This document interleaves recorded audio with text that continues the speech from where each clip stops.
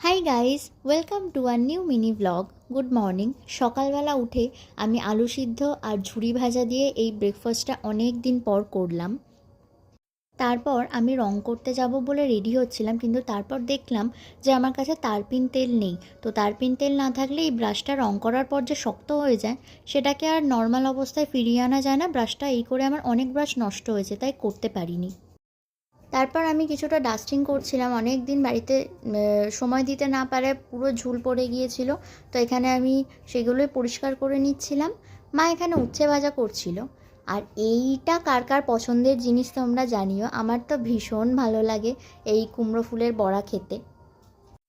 তারপর সন্ধেবেলা আমার কাছে একটা পার্সেল এলো। এই পার্সেলের মধ্যে ছিল বেলা ভিটার একটা পারফিউম। আমি এইটা ট্রায়াল প্যাকটায় নিয়েছিলাম 20 ml এটা। গন্ধটা কীরকম হয় সেটা দেখার জন্য এটা আমি অনলাইন নিয়েছি। অনলাইন পারফিউম নিলে আমার অনেকটা একটু রিস্ক লাগে নিতে, বাট আমি নিয়ে থাকি ডেসক্রিপশানটা পড়ে।